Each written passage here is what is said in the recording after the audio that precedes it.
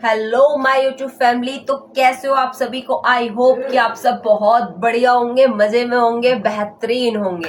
हाँ, तो आज हम बात कर रहे हैं महा अवतार नरसिंह 2025 में, अभी हाल ही में रिलीज हुई है 25 तारीख को। तो आज हम उसकी फुल एक्सप्लेनेशन करेंगे। मूवी की स्टार्टिंग होती है महर्षि कश्यप से, जो कि एक तप कर रहे हैं पूरी भक्ति से, पूरी लगन से। जब भी हम उनकी पत्नी दिति को देखते हैं जो बारिश में भीग रही हैं और उनके मन में अचानक से काम वासना का संचार हो रहा है, वो महर्षि के तप को भंग करती हैं और ऋषि से कहती हैं कि मुझे एक पुत्र चाहिए। ऋषि पूछते हैं, तुमने ऐसा क्यों किया? क्या तुम इसके लिए थोड़ा इंतजार नहीं कर सकती थी? एक ऋषि के तप को भंग कर दिया। तो दिति कहती हैं कि हाँ, मुझे एक पुत्र चाहिए। उनके पति उन्हें समझाते हैं कि एक शुभ मुहूर्त नहीं है। इस वक्त महादेव के साथ सभी भूत प्रेत दानवगण आकाश में भ्रमण पर निकलते हैं। ये एक अशुभ मुहूर्त होता है। फिर दिति कहती हैं कि नहीं, मेरे पिता दक्ष ने मुझ सहित 13 पुत्रियों को आपके साथ विवाह किया था, जिसमें से सब पर संतान है, लेकिन मेरे पास अभी तक कोई संतान नहीं है। स्वामी, मुझे एक पुत्र चाहिए। फिर स्त्री हट के सामने महर्षि को झुकना पड़ता है। अगली सुबह जब महर्षि कश्यप स्नान करके निकलते हैं और उन्हें पता लग चुका है कि घोर अनर्थ हुआ है, तो वो अपनी पत्नी से कहते हैं कि मैंने तुम्हें पहले ही समझाया था कि मुहूर्त अशुभ है। अब देखो परिणाम। तुम जिन 2 पुत्रों को जन्म दोगी वो बहुत बड़े असुर होंगे और भगवान से बैर करेंगे। जब दुनिया पर इनका अत्याचार बढ़ जाएगा तो स्वयं भगवान को मजबूर होकर आना पड़ेगा और भगवान विष्णु के हाथों इनका संहार होगा। और फिर वो रोती हैं और अपनी गलती के लिए माफी मांगती हैं, बट अब क्या फायदा माफी का। फिर एक दिन वो बच्चे पैदा हो ही जाते हैं। एक दिन 2 बच्चे पैदा होते हैं। दूसरी तरफ हम असुर गुरु शुक्राचार्य को देखते हैं, जो इन जुड़वा भाइयों का इंतजार कर रहे थे, क्योंकि उन दोनों को बहुत दिन से इन्हीं की तलाश थी। इन दोनों को नाम देते हैं हिरण्यकश्यप और हिरण्याक्ष, और इन्हें हर विधियां सिखाई जाती हैं। वो इतने शक्तिशाली हो जाते हैं कि उनका सिर्फ एक ही मकसद होता है, भगवान विष्णु को मारना। दोनों भाई पाताल लोक को शमशान बना देते हैं, चारों तरफ खूब हाहाकार मचाते हैं, सबके मन में अपना डर पैदा कर राक्षस कुल को सबसे बड़े और सबसे शक्तिशाली असुर बन जाते हैं। उनका अत्याचार हर दिन बढ़ता ही जा रहा है। दूसरी तरफ एक राजा था जिसके शासन में लोग प्रकृति, जानवर और सभी पशु पक्षियों से बहुत प्रेम करते थे। भगवान विष्णु की पूजा करते थे और उनके साम्राज्य में बहुत से मंदिर थे और वो सभी बहुत खुश थे। पर अत्याचारी असुरों की नजर उनके ऊपर पड़ जाती है और उनके साम्राज्य पर पड़ी नजर वो बहुत कष्टदायी हो जाती है। वो उनके साम्राज्य को नष्ट करने के लिए आगे बढ़ते हैं। राजा अपनी शक्तियों से उन्हें काफी रोकने की कोशिश भी करता है, लेकिन उनकी शक्ति के आगे वो असफल हो जाता है। फिर उसके साम्राज्य का नष्ट करके उसे उठाकर ले जाते हैं। उससे कहते हैं कि बिना कहे तेरे भगवान जिसके बल पर तू इतना उछलता है, बुला उन्हें, क्या वो आएंगे तेरे लिए? तो फिर भगवान विष्णु नहीं आते और राजा उन्हें बोलता है, तुम्हें ऊपर जाना चाहते हो तो अब शुरू होगा तुम्हारा विनाश, और जल्दी ही वो दिन आएगा जब तुम अपने ऐसे कर्मों के कारण अपनी मौत को खुद अपने पास बुला लोगे। इस बात पर क्रोध में आकर हिरण्यकश्यप उसे मार देता है। हिरण्याक्ष कहता है कि भाई, विष्णु में ऐसी क्या बात है कि सब उसको पूजते हैं? हिरण्यकश्यप कहता है कि कुछ नहीं, वो एक बहरूपिया है जो देवताओं का हित चाहता है और हम असुरों को नीचा दिखाता है और पृथ्वी के लोगों से अपनी पूजा करवाता है। उसके प्यार में पागल है हर प्राणी, हमें तुच्छ समझता है वो। इस बात को सुनकर हिरण्याक्ष बहुत क्रोधित होता है और कहता है कि भाई, मैं पूरे भूलोक का सर्वनाश कर दूंगा और सृष्टि का नाश कर दूंगा। हिरण्यकश्यप कहता है कि वह बहुत डरपोक है, लेकिन वह ऐसे आएगा नहीं। हमें पृथ्वी को कोई ऐसी जगह छुपा देना चाहिए कि जिसे वह उससे ढूंढता हुआ जरूर आ जाए। फिर कहता है कि जाओ, तुम्हारे साथ मेरा आशीर्वाद है, उसे ढूंढ कर लाओ, लेकिन उसे ढूंढने के चक्कर में तुम मत खो जाना। और हिरण्याक्ष कहता है कि भाई, मैं उसे मार कर ही लौटूंगा। फिर हम भूदेवी को देखते हैं, जो कि बहुत खुश हैं, प्रकृति के साथ खेल रही हैं, सभी जीव जंतुओं के साथ नाच रही हैं और भगवान विष्णु की भक्ति में लीन है। तभी वह हिरण्याक्ष वहां जाता है और पृथ्वी को पकड़कर एक गर्भोग सागर में डुबा देता है। यह देख सभी देवता परेशान हो जाते हैं। हिरण्याक्ष के अत्याचार से परेशान होकर भगवान ब्रह्मा के पास पहुंचते हैं और कहते हैं कि सृष्टि के निर्माता, ये सब क्या हो रहा है? ये सब क्या देखना पड़ रहा है? इतना अत्याचार आप क्यों सह रहे हो? ब्रह्मा जी कहते हैं कि इसे बस विष्णु ही निपट सकते हैं, इसमें मैं कुछ नहीं कर सकता।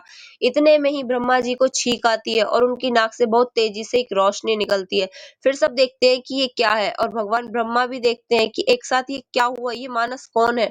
वो देखते हैं कि भगवान विष्णु वराह अवतार में आते हैं, यानी सूअर के रूप में। फिर वो सागर के अंदर जाते हैं जहाँ उसने भूदेवी को छुपाया था। हम देखते हैं कि हिरण्याक्ष मछली खा रहा होता है बहुत गंदी तरह से, और भगवान विष्णु देवी को लेकर सागर के ऊपर आ जाते हैं। हिरण्याक्ष क्रोध से बोलता है कि तेरी इतनी हिम्मत, तू मेरे होते हुए पृथ्वी को ऊपर ले जाए। तुझे देख के भी मुझे घिन आ रही है। क्या तुझे सच में शर्म नहीं आई? वह रूपिये ऐसा रूप लेकर मुझसे लड़ने आया है। फिर दोनों में युद्ध होता है जिसमें एक दो बार हिरण्याक्ष विष्णु जी को भी गिरा देता है। फिर ब्रह्मा जी कहते हैं कि हे प्रभु, ये क्या लीला है? आपके लिए तो ये चींटी के समान है। इसका वध करके हमारे भय को दूर कीजिए। फिर क्या, विष्णु जी एक हाथ में उसका काम खत्म कर देते हैं। फिर क्या, हिरण्याक्ष सीधा चिता पर। फिर हम देखते हैं कि हिरण्यकश्यप अपने भाई की मौत देखकर बौखला जाता है और अपनी माँ से कहता है कि माँ, तुझे रोना नहीं चाहिए। तेरा बेटा एक वीर योद्धा था जो वीर गति को प्राप्त हुआ है। फिर वही सभी रक्षकों को बुलाता है और सभी राक्षसों को बुलाकर उन्हें भड़काता है। कहता है कि विष्णु ने फिर से हमारे साथ छल किया है, मेरे भाई को मारा है। वो हमेशा पक्षपात करता है। हमें हमारे कुल को बचाने के लिए उसे मारना होगा। और वो सबको कहता है कि जहां भी कोई विष्णु भक्त मिले मार दो, जहां भी कोई अच्छा इंसान मिले मार दो, जो भी विष्णु भक्ति करता दिखे खत्म कर दो, चुन चुन कर उन सबको मार दो। वो अपने रक्षक कुलों को साथ मिलकर सभी विष्णु भक्तों को चुन चुन कर मारता है और तबाही तबाही मचा देता है। पर वो अब भी परेशान है क्योंकि उसे भगवान विष्णु नहीं मिले। तभी शुक्राचार्य उसे बताते हैं, अगर विष्णु तुम्हारे सामने आ भी गया तो तुम तो उसे मार नहीं पाओगे, तो क्या फायदा उसे बुलाने का। वह बहुत शक्तिशाली है और वह बहुत छल कपट भी। वह सबको छल से मारता है। अगर तुम उससे लड़ना चाहते हो तुम्हें सर्वशक्तिशाली बनना पड़ेगा, जिसके लिए तुम्हें भगवान ब्रह्मा की बहुत तपस्या करनी पड़ेगी। यह सुनकर उसकी पत्नी कहती है कि हे स्वामी, मैं इस वक्त गर्भवती हूँ और मुझे सबसे ज्यादा आपकी आवश्यकता है। लेकिन वह अपनी पत्नी की बात नहीं मानता और तपस्या करने के लिए मंदराचल पर्वत पहुंच जाता है और एक पैर पर खड़ा होकर तपस्या करने लगता है। उधर इंद्रदेव का आसन डोल जाता है। इंद्रदेव डरने लगते हैं कि कहीं उसका बेटा भी उसके जैसा ही ना हो जाए। इसलिए देवराज इंद्र उसकी पत्नी को उठा लाते हैं। तभी रास्ते में उनको नारद जी मिलते हैं और वो उनसे कहते हैं कि इसे तुम अपने साथ मत ले जाओ, हमारे साथ हमारे आश्रम में छोड़ दो। जब ये वहां ऋषियों के बीच रहेगी तो भगवान विष्णु की भक्ति करेगी तो इसका पुत्र भी एक राक्षस पैदा नहीं होगा। नारद जी उसे बहुत ज्ञान देते हैं और धीरे धीरे हम देखते हैं कि जब वह नरसिंह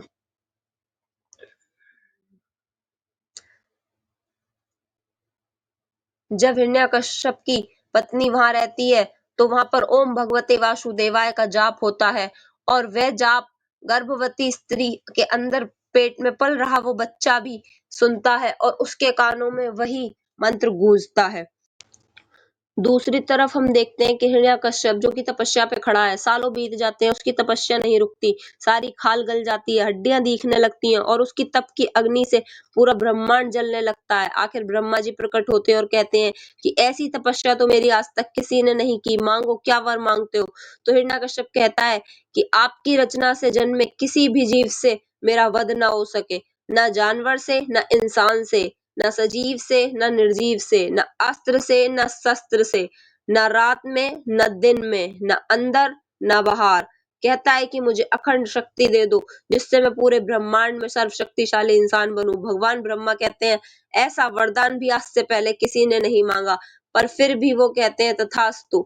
हम देखते हैं कि हिरण्यकश्यप बहुत शक्तिशाली बन जाता है और फिर सीधा स्वर्गलोक पर हमला कर देता है और देवराज इंद्र को बहुत मारता है। सभी देवों से कहता है कि आज से यहाँ का राजा मैं हूँ, अब तुम सबको सिर्फ मेरी बात सुननी होगी। खुद को ही भगवान समझने लगता है। पर जब चारों तरफ अंधकार छा जाता है, जब कहीं ना कहीं से एक रोशनी की किरण हमेशा नजर आती है, वही किरण हमें दिखती है प्रहलाद के रूप में।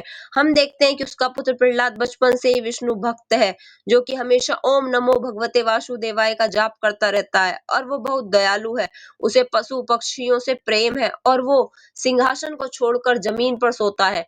एक दिन जब प्रहलाद विष्णु जी की पूजा करता होता है तो सैनिक उसे देख लेते हैं और कहते हैं कि ये तुम क्या कर रहे हो? क्या तुम नहीं जानते कि तुम्हारे पिता ही तुम्हारे भगवान हैं?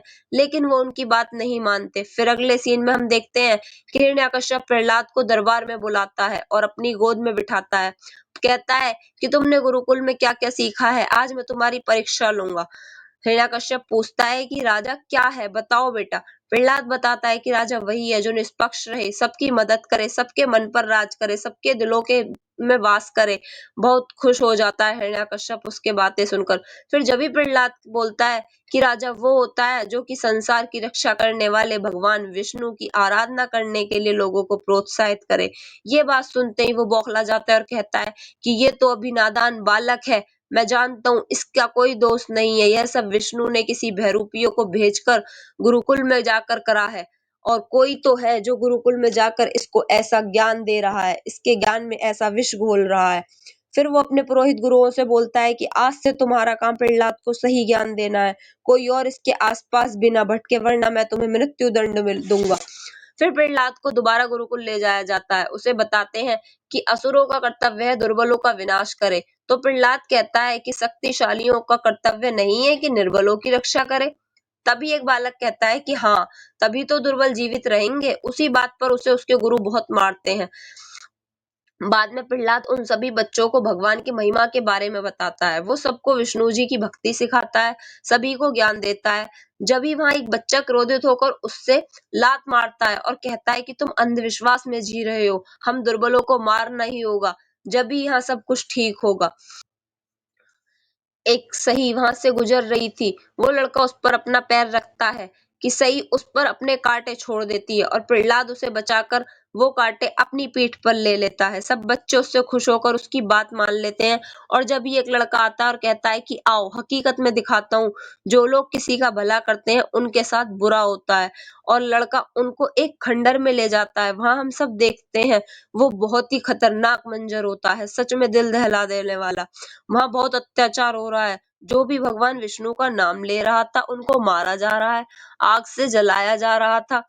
ये मंजर इतना भयानक था कि सभी बच्चे डर जाते हैं, और जो भगवान विष्णु की पूजा करेगा उसके साथ ऐसा ही होगा। वो लड़का बताता है वहां सबको आग से जलाया जा रहा है, पैरों से कुचला जा रहा है, बहुत गंदी हालत, उन्हें बहुत बुरी तरह तड़पाया जाता है। और वो बच्चा कहता है कि देखो विष्णु की पूजा करने वालों को के साथ ऐसा होता है। जब तुम्हारा विष्णु इन देवों को बचाने नहीं आता, तो क्या एक ऐसे कुल में जन्मे एक बालक को बचाने आएगा? लेकिन प्रहलाद अपनी जिद नहीं छोड़ते और कहते हैं कि मैं हर समय भगवान विष्णु के नाम का ही जाप करता रहूंगा, लोगों को भी यही सच बचाना पड़ेगा, कुछ तो मुझे करना पड़ेगा जो मैं इन लोगों को भी यहाँ से बचा सकूं। फिर दोबारा प्रहलाद को दरबार में ले जाया जाता है। उसका पिता उससे पूछता है कि बताओ तुमने गुरुकुल में क्या सीखा। प्रहलाद कहता है कि हमें गुरुकुल में बताया गया कि हमारा परम शत्रु विष्णु है। और हिरण्यकश्यप बहुत खुश होता है और अपने पुरोहितों को मुद्रा दान करने के लिए तैयार हो जाता है। तभी प्रहलाद कहता है लेकिन मैं इस बात को अस्वीकार करता हूँ, मैं भगवान विष्णु को कभी नहीं छोड़ूंगा। और ये सुनकर हिरण्यकश्यप पागल हो जाता है और कहता है कि सभी देवतागण भी मुझसे डरते हैं और ये जरा सा बालक हमें ज्ञान दे रहा है। तो अब तक वो मुद्रा दान करने जा रहा था, उन पुरोहितों को वो 100 कोड़ों की सजा देता है। वो बताते हैं कि इसमें हमारी कोई गलती नहीं है, ये विष्णु की भक्ति करता है, ये तो और बच्चों को भी भड़काता है कि उन्हें भी विष्णु का ज्ञान देता है। और क्रोध में प्रहलाद को लात मारते मृत्यु दंड की सजा सुनाते हैं। उसकी पत्नी उसको रोकती है, अपने बेटे की जान। सैनिक प्रहलाद को मारने ले जाते हैं, पर कोई सैनिक उसे मार नहीं पाता, क्योंकि उसकी रक्षा स्वयं भगवान विष्णु कर रहे थे। हिरण्यकश्यप कहता है कि ये क्या हो रहा है, कोई इस बच्चे को मार क्यों नहीं पा रहा। तभी शुक्राचार्य बता रहते हैं कि कुछ नहीं, ये विष्णु की चाल है, वो मायावी है और अपनी माया जाल बिछा रहा है। और फिर वो प्रहलाद को पागल हाथियों के आगे बंधवा कर कुचलने के लिए डलवा देता है, पर वो हाथी उसे मारने की जगह उसका आदर सत्कार करने लगते हैं। फिर उसे 2 सिपाही पहाड़ी से फेंकने ले जाते हैं और प्रहलाद से कहते हैं कि हम तुम्हें यहाँ से नीचे फेंकने लाए हैं। तभी प्रहलाद कहता है कोई नहीं, मैं नहीं मरूंगा, मेरे शरीर मरेगा पर मेरी आत्मा नहीं। आज मैं मरूंगा, कल मैं कहीं और जन्म लूंगा, और शायद इस जन्म में असुर होने की वजह से भगवान विष्णु की भक्ति करने के मैं काबिल नहीं हूँ, पर अगले जन्म में शायद मैं भगवान विष्णु की भक्ति कर पाऊं। क्या पता है अगले जन्म में वो मुझे मिल जाए। ये सब देख वो सैनिक भी दुविधा में पड़ जाते हैं और कहते हैं कि जब ये मरेगा ही नहीं तो इसे मारकर क्या फायदा। पर प्रहलाद कहता है कि नहीं, आप अपनी राजा के आज्ञा का पालन करो। सिपाही की आंख भर आती है, वो देखना देखना चाहते हैं कि कैसे क्या होगा। पर वो उसे फेंकना नहीं चाहते, पर उन्हें मजबूरी उसे नीचे फेंकना पड़ता है। और हम देखते हैं कि प्रहलाद नीचे नहीं गिरते, बल्कि बीच में ही एक कमल के फूल पर बैठे होते हैं। यह देख सिपाही भी नतमस्तक हो जाते हैं। फिर हम उधर देखते हैं कि हिरण्यकश्यप जब किसी भी तरह से प्रहलाद को नहीं मार पाया, तो उसे परेशान होकर अपनी बहन होलिका के पास जाकर उससे अनुरोध करना पड़ा। उसने कहा कि तुम्हें वरदान प्राप्त है कि अग्नि तुम्हें कभी जला नहीं सकती, तो तुम मेरे पुत्र को लेकर अग्नि में बैठ जाओ। और वो भी मान जाती है। अगले दिन हम देखते हैं कि चिता सजाई जाती है और प्रहलाद की बुआ उससे कहती है कि आज मैं तुम्हें लेकर आग पर बैठूंगी। प्रहलाद कहता है कि नहीं, ऐसा मत करना बुआ, तुम जल जाओगी। वो अपने पिता से भी कहता है कि ऐसा मत करो, इन्हें मेरे साथ मत बिठाओ, वरना तुम बाद में बहुत पछताओगे। वो नहीं मानता। होलिका उसे गोद में लेकर आग में बैठ जाती है। और होता क्या है, होलिका पूरी जल जाती है और प्रहलाद बच जाता है। हिरण्यकश्यप यह देखकर पागल हो जाता है और चिल्लाता है। फिर प्रहलाद को खुद शुक्राचार्य सागर के बीचों बीच ले जाते हैं और नाव में छोड़ देते हैं, जहां बहुत सारे सर्प चारों तरफ से प्रहलाद को लपेट के बैठ जाते हैं। तभी वहां गरुड़देव आते हैं और सर्प को नारा मारकर प्रहलाद को बचा लेते हैं और प्रहलाद समुद्र में गिर जाता है। फिर उसे बचाने समुद्र के रक्षक वरुण देव आते हैं और उसे ऊपर लाकर बताते हैं कि तुम बहुत बड़े भक्त हो, तुम्हारी भक्ति की कोई सीमा नहीं है। जब भी प्रहलाद कहते हैं कि मैं तो प्रभु को देखने के लिए तरस रहा हूँ। वरुण देव कहते हैं तुम्हें क्या लगता है सिर्फ तुम उनसे मिलने के लिए तरस रहे हो? वो भी तुमसे मिलने को तरस रहे हैं। तुम उन्हें एक बार बुलाकर तो देखो, वो जरूर आएंगे। वह कभी उन्हें बुलाता नहीं था, क्योंकि प्रहलाद को लगता था कि मैं एक दानव कुल में जन्मा बालक हूँ, क्या मैं उनके लायक हूँ? कैसे आएंगे वो? कहता है अब मेरा आपके अलावा कोई नहीं है, कमजोर पड़ गया हूँ, तो भगवान आप मुझे दर्शन दीजिए। देखते हैं भगवान विष्णु स्वयं वहां आते हैं, उसे कहते हैं आओ पुत्र बैठो। और वो उसे अपनी गोद में बिठाते हैं और कहते हैं बताओ पुत्र, तुम्हें क्या चाहिए? प्रहलाद कहता है कि आपको देख लिया, बस अब और कुछ नहीं चाहिए। बस यही चाहता हूँ, मैं हर जगह हर तरफ आपको ही देखूं। और भगवान उसकी इच्छा पूरी कर देते हैं। हम देखते हैं प्रहलाद को हर तरफ भगवान विष्णु ही नजर आ रहे हैं। फिर प्रहलाद अपने पिता के पास जाता है, पर वहां प्रहलाद को जिंदा देखकर हिरण्यकश्यप पागल हो जाता है और कहता है कि क्या तुझे सच में शर्म नहीं आती? तू अब तक भी जिंदा है। फिर भगवान विष्णु को भला बुरा बोलता है। प्रहलाद कहता है कि आप यह जिद छोड़ दीजिए, वह सबके पिता हैं, आपके भी पिता हैं। फिर वो और क्रोधित होता है और कहता है कि तू बहुत उसका नाम जपता है, क्या वो कभी तेरे बुलाने से आ सकता है? आज उसे यहीं बुला, देखता हूँ वो तुझे बचाने कैसे आता है। प्रहलाद कहता है उन्हें बुलाने की क्या जरूरत है, वो तो सर्वत्र हैं, वो तो हर जगह समाये हैं। क्या वो तो इस सभा में भी है? यह सुनकर हिरण्यकश्यप हंसता है पागलों की तरह और कहता है कि क्या वह यहाँ भी है? हो, क्या वह इस खंबे में है? तो प्रहलाद कहता है हाँ, वो सर्वत्र है और वो हर जगह है। फिर हिरण्यकश्यप इसी बात पर चैलेंज करता है और कहता है कि आज देखता हूँ तेरी बात में कितनी सच्चाई है। अगर वो इस खंबे में नहीं होगा तो आज तू नहीं बचेगा। यह देखकर वो खंबे में जोर से हाथ मारता है और धीरे धीरे खंबा फटना शुरू होता है। खंबा फटता है और उसमें से भगवान विष्णु नरसिम्हा रूप में अवतार लेकर निकलते हैं। कहते हैं कि बस अब बहुत हुआ, आज तू नहीं बचेगा। लेकिन हिरण्यकश्यप वो अपनी शक्ति पे घमंड था और वो वरदान से खुश भी था कि मुझे तो कोई मार ही नहीं सकता, मैं तो अमर हूँ। दोनों में भयंकर युद्ध होता है। नरसिंह बहुत क्रोधित होते हैं, बहुत गुस्से में होते हैं।